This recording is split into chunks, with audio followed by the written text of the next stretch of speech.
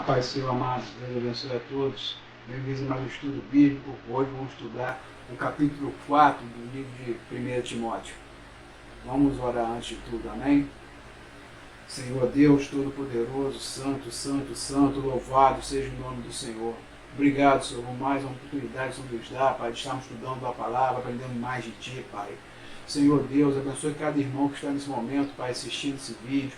Abra sua mente, seu coração, que possa ser ministrado pelo Teu Santo Espírito, Pai. Tudo aqui foi realizado seja pelo Espírito Santo, o homem seja apenas um instrumento em Tuas mãos, para a honra e glória do Teu nome, Senhor. Receba a nossa oração em nome de Jesus. Amém. Amados, vamos lá. O versículo 1 nos diz assim: mas o Espírito expressamente diz que nos últimos tempos apostatarão alguns da fé, dando ouvidos a espíritos enganadores e doutrinas de demônios, pela hipocrisia de homens que falam mentiras, tendo cauterizado a sua própria consciência. Então, por revelação divina, o Paulo afirma aqui que nos últimos tempos, esses últimos tempos aqui está contando desde essa época que ele escreveu essa carta, amém? Muitos abandonarão a fé, influenciados até por falsos ensinos, né, falsos mestres que estavam ensinando de forma deturpada, deturpava o Evangelho, né,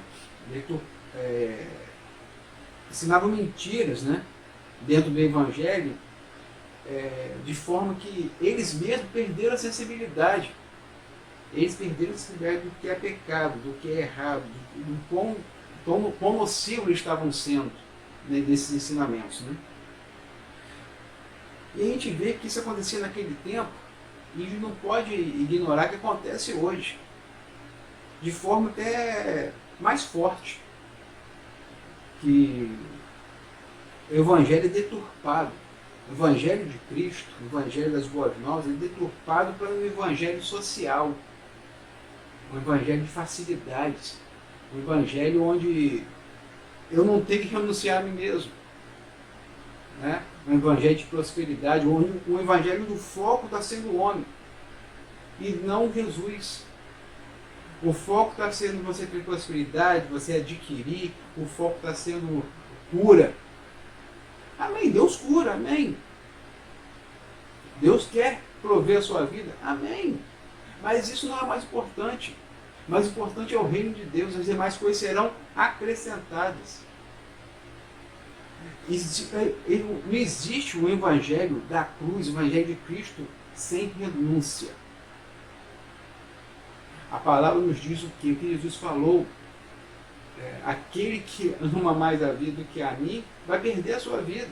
Agora, quem perde sua vida por amor a mim, salvá-la-á, e irá salvar a sua vida. Ou seja, se você não quer renunciar à sua vida, você não vai ter como salvá-la, você não vai estar com Cristo. Agora, se você renuncia a sua vida por amor a Cristo, você, na verdade, irá salvar a sua vida, irá salvá-la. Não tem condições de você servir a dois senhores, porque você vai acabar amando mais a um e desprezando ao outro. É impossível você amar o mundo, amar a sua vida e servir a Cristo também. Amém? É impossível você não querer renunciar à sua vida e falar que serve Jesus. Eu sirvo Jesus, não renuncio à minha vida, não renuncio a mim mesmo e sirvo a Cristo. É impossível. Amém? Tem que haver renúncia. Se você não renunciou à sua vida, não renunciou a si mesmo, eu estou te afirmando que você não está com Cristo. Não é impossível servir a Cristo e não haver renúncia própria.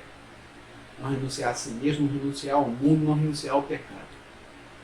E muitas vezes o Evangelho tem se visto aí sendo pregado, é um Evangelho que cada mês o homem tem que ser, ele se renuncia menos, ele abre menos mão de si mesmo. É um Evangelho que tem que ser pregado,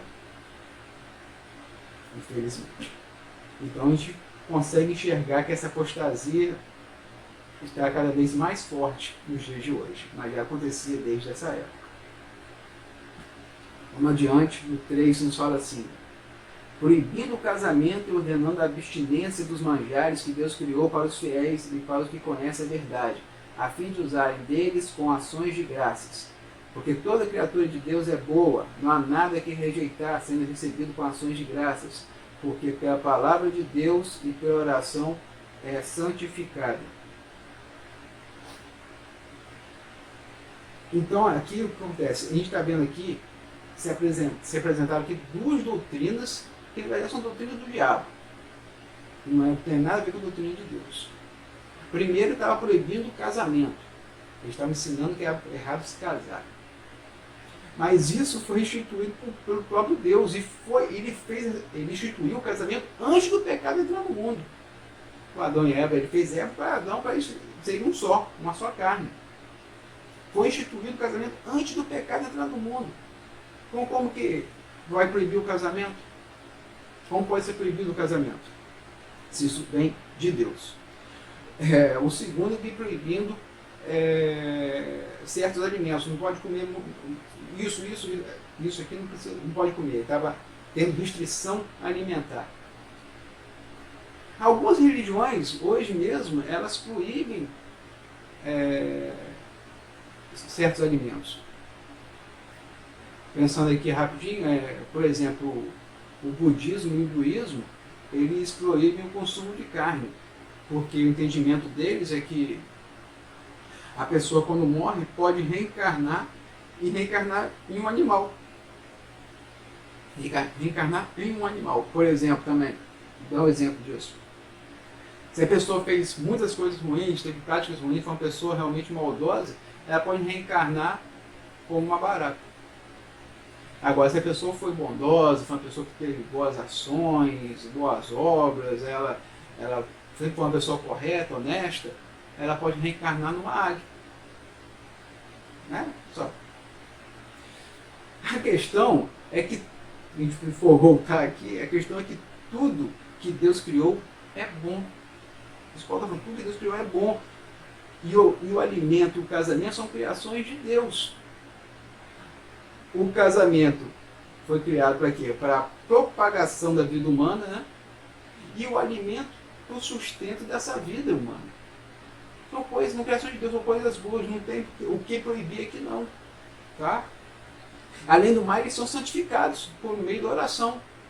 Quando nós vamos nos alimentar, nós oramos, pedimos que o Senhor santifique o alimento, agradecemos o alimento e pedimos que Ele santifique. E o casamento também, se ora pelo casamento, pela união do homem com a sua esposa, que Deus esteja abençoando, santificando aquele casamento, aí Ele está abençoando o noivo e a noiva. Isso tudo para a glória de Deus. Então é isso que Ele está ensinando aqui. Não tem nada que proibir essas coisas, não. Isso aí é tudo doutrina do homem, doutrina do diabo. Isso aí não é de Deus. E isso estava sendo difundido no meio da igreja de Éfeso nessa época. Tá? E no 6 fala assim: propondo estas coisas ao irmão, serás bom ministro de Jesus Cristo, criado com as palavras da fé e da boa doutrina que tem seguido. Ou seja, você instrui os irmãos para se protegerem dessas palavras aí, dessas falsas doutrinas, desse ensinamento aqui específico aqui, que está falando desse proibição de casamento e alimento. Ensina eles, Timóteo, que você vai estar exercendo bem o seu ministério. Tá? Você vai estar seguindo firme na fé e na doutrina cristã. Isso que ele está falando. Faça isso, vai estar exercendo bem o seu ministério aí com eles, Timóteo. É isso que o Paulo está falando com ele. O 7 nos fala assim: mas rejeita as fábulas profanas e de velhas, exercita-te a ti mesmo em piedade. O exercício corporal para pouco aproveita, mas a piedade para tudo é proveitosa, tendo a promessa da vida presente e da que há de vir. Então aqui, nesse pedaço que Paulo vai mais ou menos comparar, né, está relacionando o serviço cristão a uma competição atlética. Ele está fazendo essa comparação. E ressalta também que Timóteo não desperdiçasse tempo com fábulas, mitos que existiam lá, e procurasse mais se exercitar aqui na piedade, na dependência de Deus, lendo, estudando, orando, e principalmente dando testemunho, né? Dando testemunho de tudo isso. E tudo isso para quê? Para ele crescer cada vez mais, ficar cada vez mais firme no que ele cria e no que ele ensinava. Mais firme na fé. cada vez mais. Essas fábulas aqui que está falando não tem assim não tem um detalhe sobre eles, não tem um detalhe sobre essas fábulas. Mas com certeza elas incluíam que alguns elementos judaicos e algumas interpretações equivocadas do Antigo Testamento, desse tipo de fábula, desse tipo de contos que existiam. E o Paulo fala assim, essas fábulas de velhas, né? Ele fala de velhas, é assim que ele fala, né? Ele fala fábulas profanas e de velhas. Porque geralmente esses contos eles iam mais em encontro às senhoras mais idosas, às senhoras idosas. Por quê?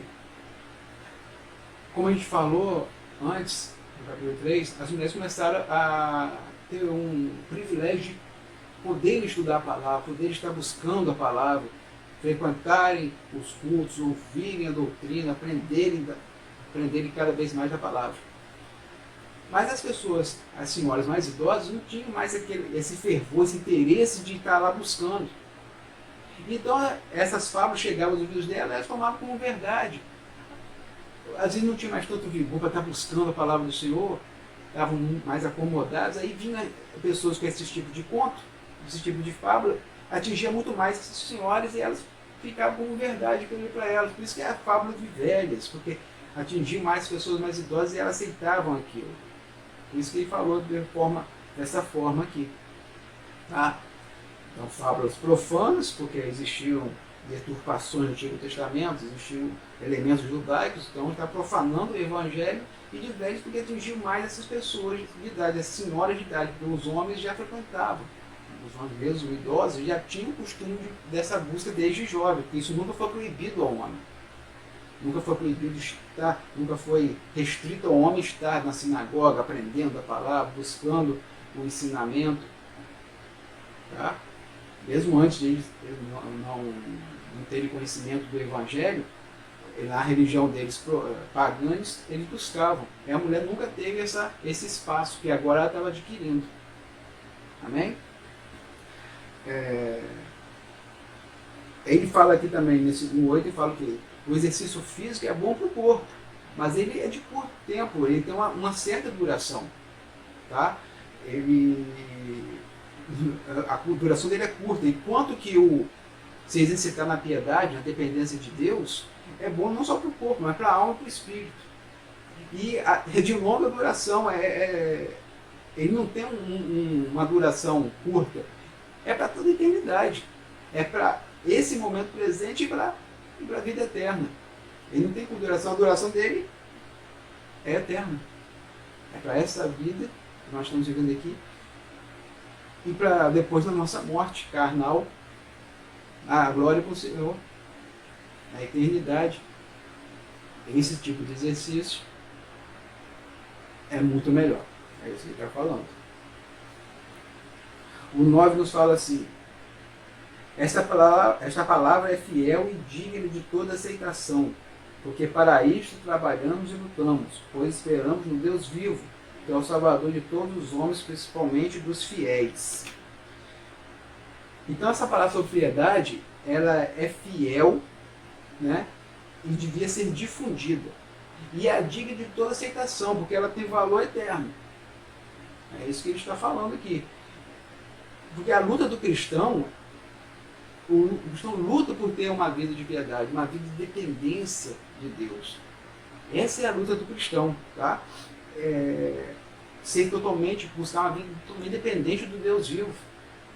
E no Senhor Deus nós buscamos o quê? Nossa provisão, nos beneficiamos da provisão do Deus vivo a qual nós servimos, do Senhor. Então, entender, Deus, ele é o Salvador potencial de toda a humanidade. Ele é o Salvador potencial de todos os homens. Potencial, porque ele é capaz de salvar todos. Mas ele é o Salvador real daqueles que creem. Aí ele realmente vai agir como Salvador de todos que creem nele, que creem em Jesus. Aí ele é o Salvador real, ele é o Salvador potencial de todos. Mas é a necessidade de crermos, né? De abandonarmos o pecado, reconhecermos como nossos pecadores, abandonarmos o pecado e aceitarmos Jesus como nosso Salvador. Aí ele se torna um Salvador real. Amém? Como ele fala aqui, no 10. 10 não, no... Qual foi? Foi no 10. Foi no 10 mesmo. Deus é o Salvador de todos os homens, principalmente dos fiéis. Principalmente dos fiéis, porque ele se torna o Salvador real daqueles que creem. Ele é o Salvador de todos os homens, em potencial, de todos. Amém? Então vamos para o versículo 11 que nos diz assim: manda estas coisas e ensina-as. Ninguém despreze a tua mocidade, mas ser o exemplo dos fiéis, na palavra, no trato, na caridade, no espírito, na fé e na pureza. Persiste em ler, exortar e ensinar, até que eu vá. Então ele está falando o quê? Timóteo, ele devia passar aos fiéis, passar aos irmãos a necessidade dessa busca, né, por dependência de Deus, de ter uma vida dependente de Deus. Essa busca de piedade, de passar. E a gente tem que pensar aqui que Timóteo, nessa época aqui, ele tinha entre 30 a 35 anos. Então, se for comparado aos anciãos da igreja, ele era jovem. Ele era um homem jovem e poderia até ser assim, levado por alguns muito a sério, devido à mocidade dele. Então, Paulo está falando que você tem que ganhar o respeito deles. Ganhar o respeito como? Evitando motivos para que ele fosse criticado. Se tornando o quê? Se tornando um exemplo, se tornando um padrão. Ele tinha que dar um bom testemunho. Né? Um testemunho como? Na palavra.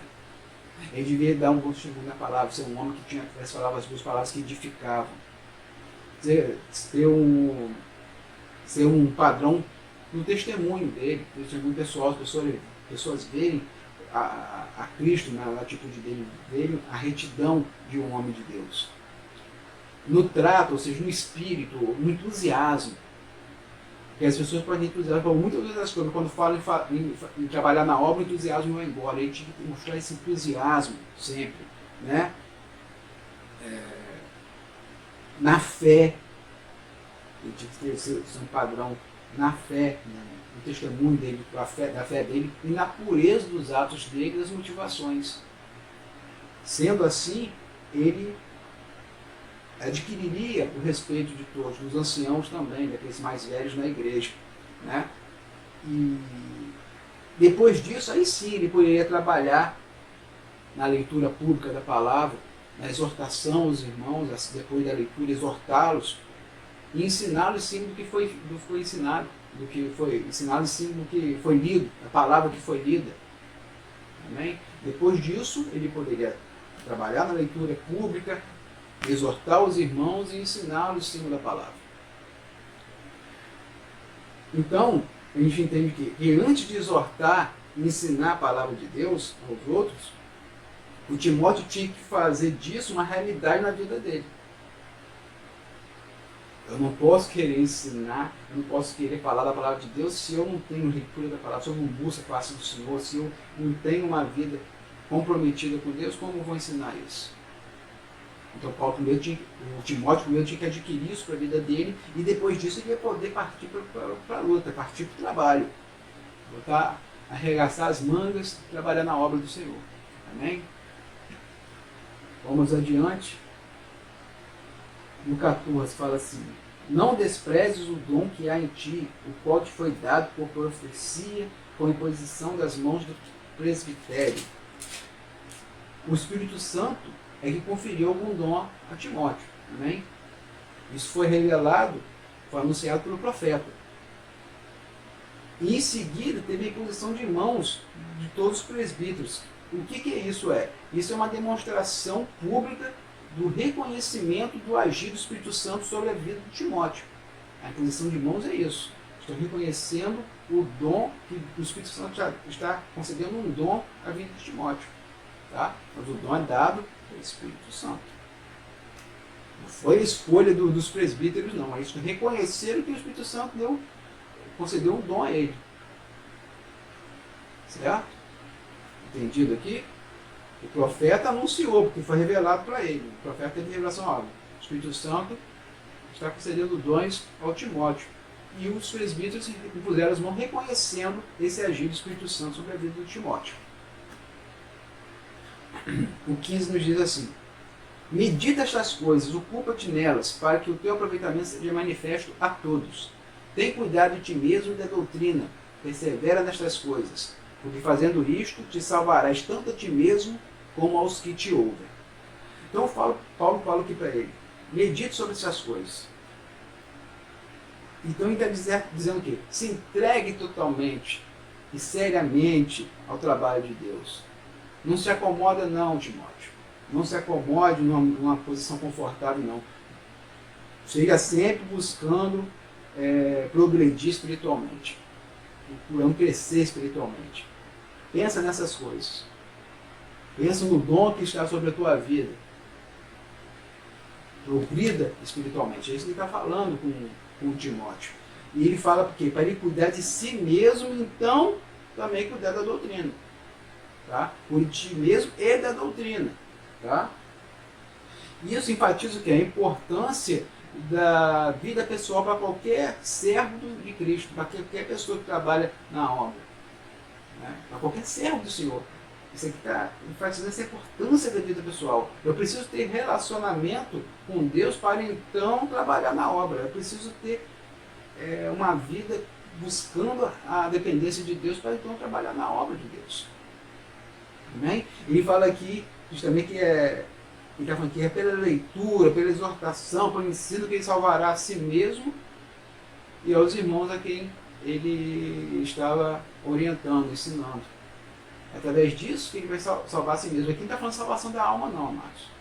Aqui está falando de salvar das falsas doutrinas, falsos ensinamentos que estavam sendo, foi mencionado aqui no início do capítulo, que estava sendo difundido dentro da igreja.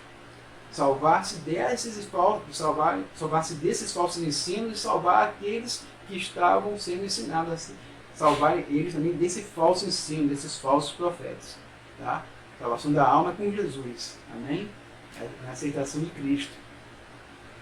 Conhecendo Jesus como nosso Salvador. Aí vai chegar a salvação da alma. Aqui a salvação não é da alma, é salvar desses falsos ensinamentos. Amém? Salvar dessa armadilha. Dessa armadilha que estava surgindo aqui dentro da igreja de Éfeso. Amém? Então, amados, terminamos aqui o capítulo 4. Espero que tenha sido bênção na vida de vocês, como foi na minha. O primeiro a ser exortado, o primeiro a ser ministrado, com certeza é o pregador, é o professor, é aquele que está levando a palavra. Para mim foi bênção, espero que tenha sido bênção para a vida de vocês também, tenho certeza disso. Deus abençoe a todos, dê uma semana de paz, semana de alegria, uma semana cada vez na dependência do Senhor, semana de bênçãos na vida de vocês. Vamos orar? Senhor Deus Todo-Poderoso, louvado e agradecido seja o Teu nome, Senhor. Obrigado por Teu amor, por Tua misericórdia para conosco. Perdoe nossas falhas e pecados, Pai. Obrigado por Tua paciência para conosco, Senhor. Ensine-nos, Pai, a andarmos nas veredas que são agradáveis a Ti, a andarmos nos Teus caminhos, Pai. Estarmos cada vez mais sintonizados contigo. Possamos cada dia mais refletir a imagem de Jesus. Que o Senhor cresça e nós diminuamos, Pai. Somos totalmente dependentes de Ti. Totalmente dependentes de Ti. Reconhecemos a Tua soberania sobre nossas vidas e a nossa dependência. Muito obrigado por tudo, Senhor. Receba a nossa oração em nome de Jesus. Amém. Amém, irmãos. Até semana que vem. Deus abençoe a todos. Tchau, tchau. Shalom. Dá-me seu coração,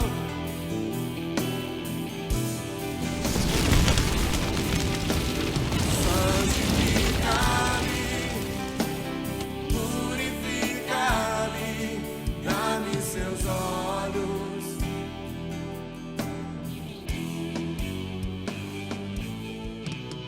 leva-me aos lugares da sua comunhão.